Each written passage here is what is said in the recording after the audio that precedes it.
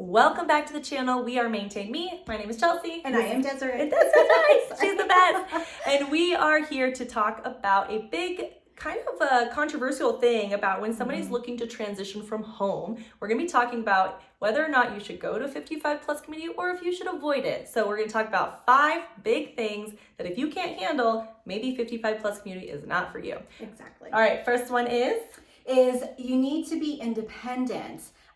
Keeping your house tidy, doing your laundry, doing the upkeep, you still got to be able to do that. Just because you move into a 55 plus community doesn't mean that those things go away. Yeah. You literally are just transitioning from a larger house to a smaller house that is set within a community of only 55-year-olds and up. Yes. So you still got to maintain that independence. Yeah, and I think that's such a good thing to talk about because most people, it's presented to them that you're like, oh yeah, this is the first step in aging in place. A lot of people will skip this part because unless you're really independent, this might be a very small window for somebody who's dealing with a chronic illness or somebody dealing with a functional disability or something that makes, ambulation harder or walking harder. So this could be a very small window in what transitioning and aging in place looks like. And so making sure that you are in the beginning of that window is really important. So that leads us into the second thing that you need to know about 55 plus community. And that is that you are not going to get care here. So this could mean that you will need a transition again.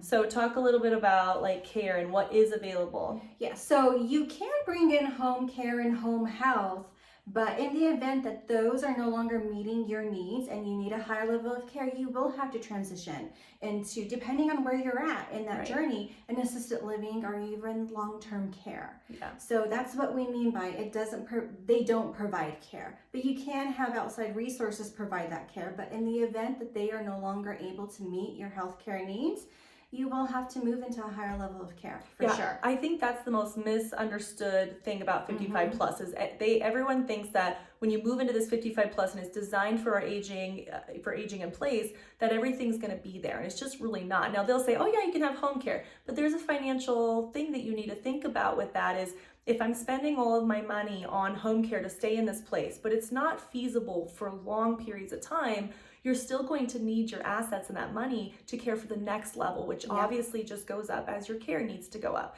And so really not only looking at it from how long will this last me, but can my finances also meet me in a place where it's not going to limit me in my future? And so that's when we talk about moving again. We don't want anyone to move again unless they want to. Now, some people will choose. Yes, they will. They're like, I will live here for 1 year if it means that I get 1 more year of nobody in my space. And I get that, I get that. And that is a choice that you can absolutely make. We don't make choices for anybody around here. No. We just educate so that you can make the choices that you want for your life, an informed decision versus being like, I wish I would have known those things. So moving is a big complaint of people saying, I wish I would have known that I couldn't get everything I needed here and that I settled in, I met my friends, and a year later I wasn't able to be in this type of environment. Yeah.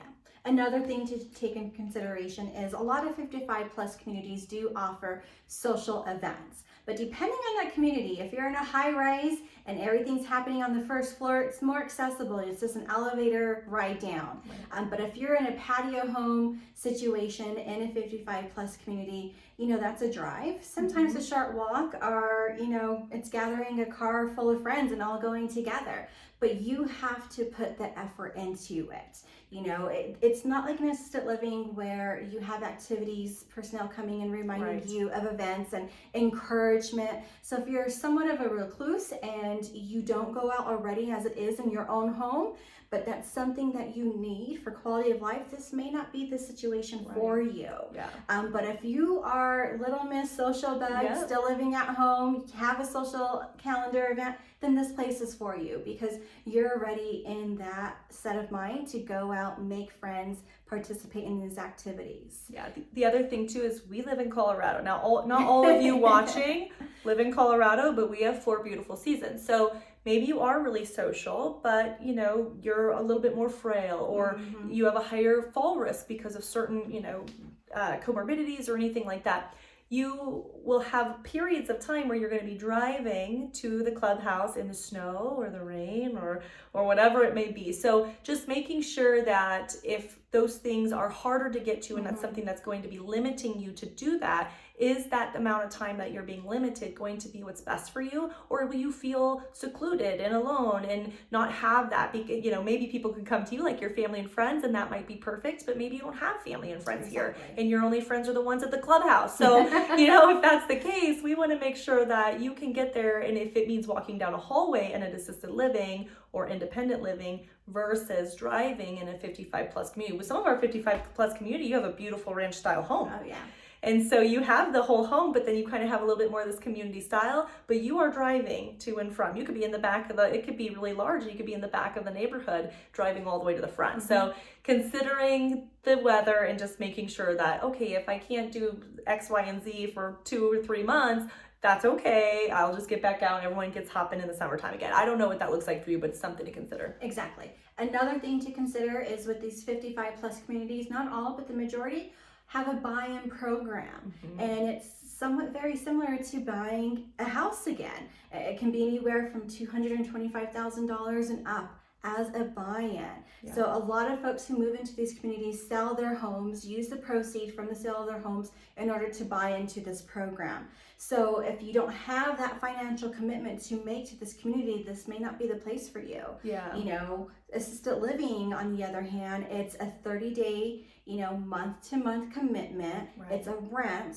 There's no huge buy-in program. Now, of course, they do have community fees, deposits, things like that, but it's nowhere close to hundreds and thousands of dollars. So when you're thinking budget and you're thinking long-term, what's going to get me the furthest to pay for my care, you know, paying into a community such as these may not be the answer for you if you already have, you know, some things going on and you're pretty realistic about your future, and you know you're going to need assisted living sooner rather than later. Yeah. This may not be the place for you. Right. And we talk about this a lot because sometimes when we're doing consulting in someone's home and they're thinking about the next step being this 55 plus community, because that's how it is marketed to our aging population, we talk a little bit about whether or not you are prepared to pay a still marketable amount, right? So what I mean by that is it's no discount to go into a 55 plus community. And I think it's a misconception. They're like, oh yeah, I'm downsizing. It could be just as much as your home, because a lot of our seniors have been in their home for a very long time and they've paid down their mortgage, and or they got it a long time ago and they have the best mortgage ever. Whereas now they're buying into whatever the interest rate is at that time.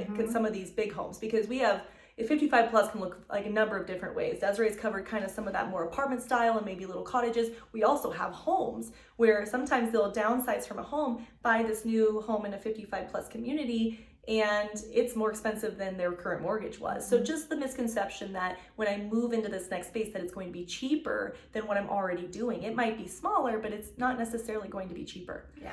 Okay, and then what's the other one? Oh, safety. Safety. Can't forget about safety. Yes. So again, let's talk about the bigger homes versus living in a high-rise 55 plus community. If you're living in your own home, and whether you're close to the community or whether you're on the outskirts of the community, if something was to happen, you know, not like an assisted living where there's 24-hour care, staff on site for oversight of care. If you need anything, they're moments away. Versus this, you know, there are the, you know, pendants where you can call for help, but that takes time. It does. That's something to consider. So, and that's if you push it. That's if you push it. That's if you're. What if you fell and you didn't have it on? Exactly. We talk about this a lot because just because you're in a 55 plus community does not mean that anybody knows what your day-to-day life looks like. I mean, obviously, if you're more involved, they might. Whereas even in an independent living, which is different than 55 plus, they know your routine and they have some meals presented on site so that if you show up to breakfast every single day and one day you don't, people are going to start wondering like, well, I wonder why they didn't come to breakfast. But if you're in this big home in the wintertime and they don't have meals typically at 55 plus, they might have a restaurant or something close by or on site or some kind of something where you can engage in, but there's no meal plan for this.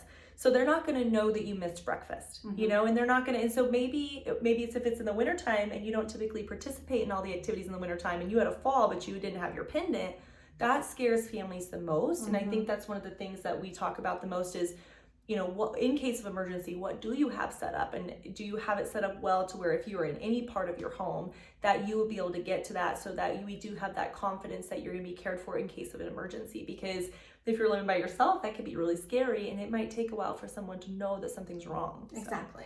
Okay, we've talked about 5 things. We love 55 plus communities, so don't get us wrong, but it's our job to teach you the good and the bad. So if those 5 things worry you, if you're like, ooh, I don't know about that, then maybe 55 plus is not for you. Maybe the next step is independent living, where you can still get a lot of those things, but put a lot more safety measures in place and a lot more care in place before the next level. So don't think you have to skip from 55 plus to assisted living, but there are steps along the way, and it's important to place yourself exactly where you need to be so that you can get a good quality life. Exactly. If you are liking this stuff that we do, to educate you guys, we also help people, age in place as well as transition to assisted living, memory care, independent living, you name it. If you're looking for that and you need advice, please feel free to reach out. Or if you just love these videos, hit the subscribe button, give us a thumbs up, hit the notification bell. We put out 1 video a week, and all of this is just so that we can educate you guys. We want to pass on the knowledge. We want everyone to